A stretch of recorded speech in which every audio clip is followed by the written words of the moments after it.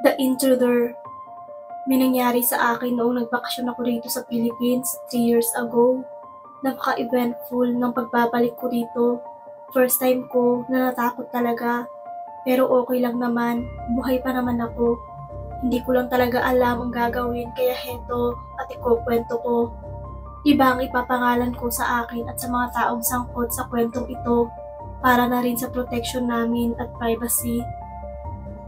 Last year kasi, umuwi ako ng Philippines para magbakasyon. Freelance writer lang naman ako, kaya magagawa ko pa rin yung trabaho ko kahit wala ako sa States. Vlog material pa ito, di ba? Una ko munang binisita ang parents ko sa Talavera. Pero after 3 days, nakareceive ako ng tawag kay Kuya Carl. Gusto niyang bantayan ko muna ang kaisa-isa kong pamangkin na si Maddie. 8 years old na siya this year. Wala siya ng 1 linggo kasi may seminar sila sa Palayan. Agad kong pumunta sa bahay nila sa Marikina. Grande talaga ang bahay nila rito. Parang mansyon. Mayroon pa silang isang malaking garden na puro bulaklak. Sabi ni Kuya, kailangan niya itong alagaan kahit wala na si Ate Dolly. Tuwing nakikita kasi niya iyong mga bulaklak, naaalala raw niya iyong memories niya sa asawa niya. Kaso madalas siyang wala sa bahay kaya kumuha siya ng hardinero. Magaling ang hardinerong si Jude. Siya pa nga raw ang nagpo-provide ng mga fertilizer para sa mga halaman for free. Nakikita ko sa Instagram ni Kuya mga picture ng garden nila. Sobrang lago ng mga bulaklak. 3 years na niyang kilala ang taong ito at alam niyang mapagkakatiwalaan talaga. Mas magaling pa nga raw ito mag-alaga ng bata kumpara sa akin. Minsan natutulog na daw siya sa bahay kapag tinatamad ng umuwi. Hinahayaan na lang siya ni Kuya dahil magaling daw iyong lalaki sa mga gawaing bahay tulad ng paglilinis. Parang gwardiya na rin daw itong si Jude. 3 taon na kasing may kaso ng disappearan sa lugar nila kaya kampante siya kapag may kasama si Maddie. Bumaba ako ng tricycle. Habang naglalakad papunta sa bahay ay pinagmasdan ko ang kagandahan nito. Malaki talaga ito kumpara sa mga katabing bahay. Tahimik ang lugar dito na para bang hindi nag-uusap ang magkakapitbahay. Kuya, niyakap ko ang kuya ko pagbukas ng pinto nila at tumingkayad para i-kiss siya sa pisngi. Kinumusta naman niya ang biyahe ko at ang mga pinanggagawa ko sa California. Maddie, sabi ni Kuya. Napasilip ako sa likod niya. Buhat-buhat na isang malaki lalaki si Maddie na abala naman sa pag-aabot ng glass ng chandelier. Sasamahan ka muna ng Auntie Loisa mo at ng Uncle Jude. Behave ha? Yes, Daddy, sabi ni Maddie. Ibinaba siya ni Jude. Tumakbo siya papunta kay Kuya Carl at humalik. Ang cute talaga ng pamangkin ko. Ah, Jude, ito nga pala si Loisa. Kapatid ko, Loisa si Jude. Hi, nahihiya niyang pagbati sa akin. Ah, shy type pa. Hi Jude, it's nice to meet you. Nagpaalam na si Kuya at umalis na, nakasakay sa kanyang kotse. Naiwan ako rito sa malamansyon niyang bahay kasama si Maddie at si Jude. Ipinasok ko muna ang lahat ng gamit ko sa kwarto at nagpalit ng damit. Pagkaalis ko ng kwarto ay dinaldal ko si Jude. Medyo mahiyain siya sa simula, pero makalipas ang halos 1.5 oras na pakikipag-usap ay nawala ng hiya niya. So, anong secret mo? Si Kuya nga, di niya magawang buhay ng mga halaman sa garden namin. Pero ikaw, inagawa mong paraiso. Wala naman, tumawa siya. Inaalagaan ko lang talaga iyong mga halaman at binibigyan ko ng mga maraming fertilizer. Tulad ng alin, medyo tumagilid ako sa sofa para humarap sa kanya. Napaisip siya, ang tunog lang ng cartoon show ang naririnig namin. Iba-iba, pero sinusigurado ko na organic ang pataba ng mga halaman. Lumipas ang buong araw na nag-uusap lang kami ni Jude. At nakipaglaro kay Maddie. Mabilis niyang nakuha ang loob ko dahil wala siyang yabang hindi tulad ng ibang lalaking nakilala ko. At isa pa, talagang nakikinig naman siya kapag ako ang nagkukwento. Umalis na siya bandang hapon. Kinagabihan naman pagkatapos kumain, nagpasama si Maddie sa akin. Tita, samahan mo akong matulog, natatakot ako. Hinila niya ang kamay ko bago pa ako pumasok sa kwarto. Humarap ako sa kanya. Why baby? Saan ka natatakot? May ghost po rito kapag gabi. Umigpit ang hawak niya sa akin. Tingnan ko ang paligid. Nasa second floor kami ngayon. Nasa ikalawang pinto ang kwarto ni Maddie. Kapag diniretso pa namin ang lakad, ay makakarating na kami sa balcony. Yumuko ako. Paano mo naman nasabi iyan? May naglalakad? Maikli ng sagot. Maddie, hindi totoo ang mga multo. Pero huwag ka mag-alala. Tatabihan kita, okay? Ngumiti si Maddie. Kinuha ko muna ang unan ko sa kabilang kwarto bago pumasok sa kwarto niya. Nilak ko ang pinto.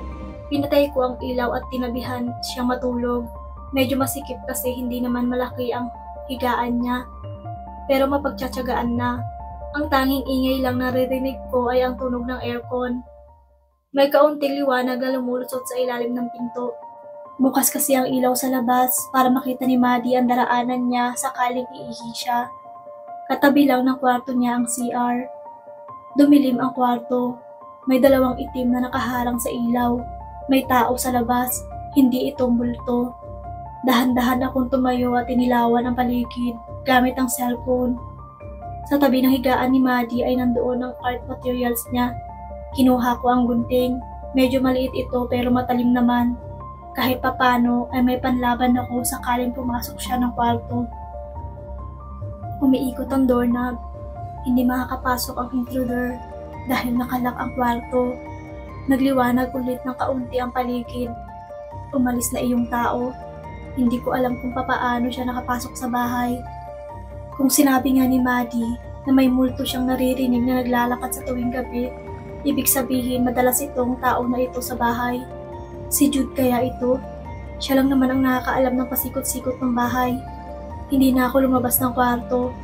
Hawak ko pa rin ang gunting. 1 oras ang lumipas bago ako nakatulog. Paggising ko ay tulog pa rin si Maddie sa tabi ko. Nasasahig na ang gunting. Kinuha ko ang gunting at lumabas ng kwarto. Tingnan ko ang bawat sulok ng bahay para malaman kung nandito pa yung intruder na kahapon wala na. Kaso wala akong nakita kahit bakas man. Mukhang wala nang ninakaw kagabi. So anong motibo ng intruder?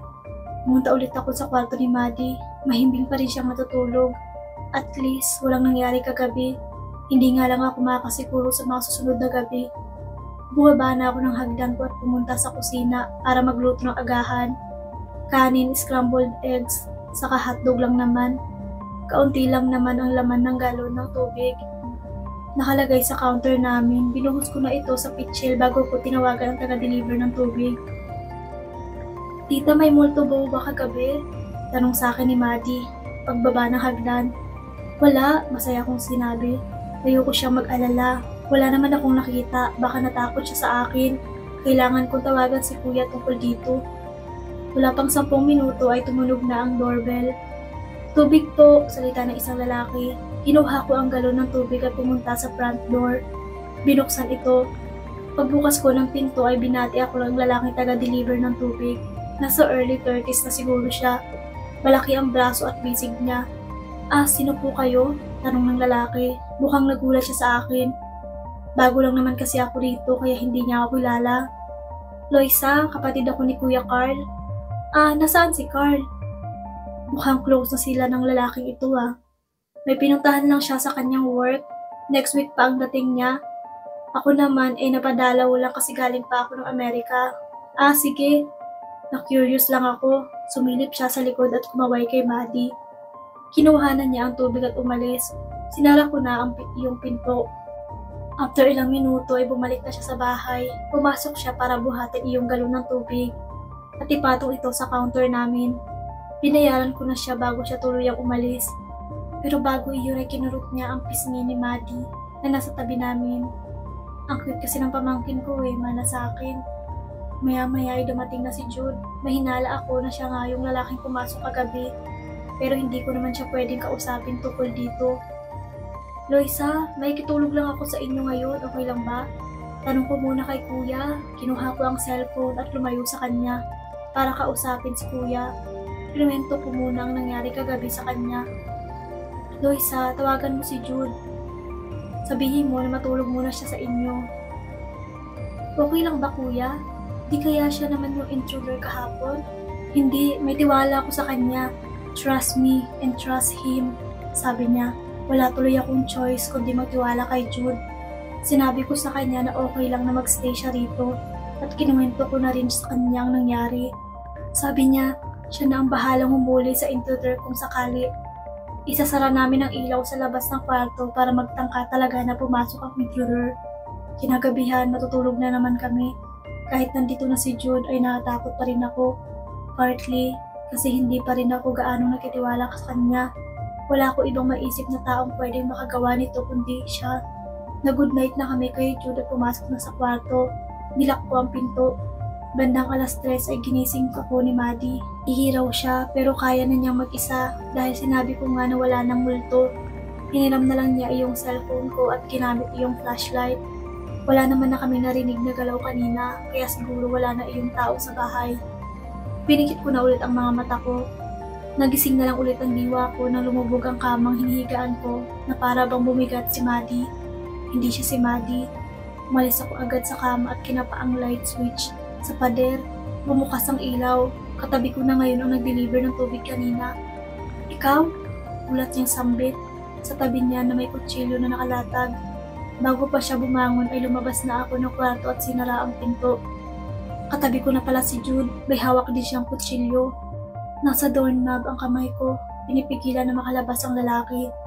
Nasaan si Maddie? Tanong ko kay Jude. Nasa kwarto ko. Kanina nagtago siya sa CR kasi narinig niya na may yapak ng paa. Tapos noong narinig niya may pumasok sa kwarto niya ay pinuntahan niya ako. Sumigaw ang lalaki sa loob. Manlilinlang ka! Hinawakan ni Jude ang balikat ko at nagsalita ng mahinaon. Ako na bahala rito. Dapat ang mga taong tulad niya ay binabaon sa lupa. Nabitawan ko ang doorknob at napaatras. Bumukas ang pinto. Mabilis na sinaksak ni Jude ang lalaki sa liig. Sumirit ang dugo. Nahulog ang kutsilyo ng lalaki sa sahig. Habang si Jude naman ay patuloy na pinagsasaksak ang lalaki. Hanggang sa matanggal ang ulo nito. Nagising ako sa higaan. Ngayon ko lang nakita itong kwarto na ito. Kaya malamang kay Jude ito. Hindi ko na malaya na nawalan na pala ako ng malay kanina. Katabi ko si Maddie. Buhay pa naman siya. Lumabas ako ng kwarto at tinignan ang sahig. Malinis, walang bahid ng dugo. Sabi nga pala ni Kuya Carl, magaling maglinis si Jude. Naglakad ako pababa ng hagdan. Pinuntahan ko ang hardin namin. Feeling ko nandoon ko matatagpuan si Jude. Hindi nga ako nagkamali. Inilibing na ni Jude ang katawan ng lalaki sa lupa. Tinignan niya ako at tumiti siya sa akin. Wala akong nagawa kundi mapilitan na rin ng ngumiti.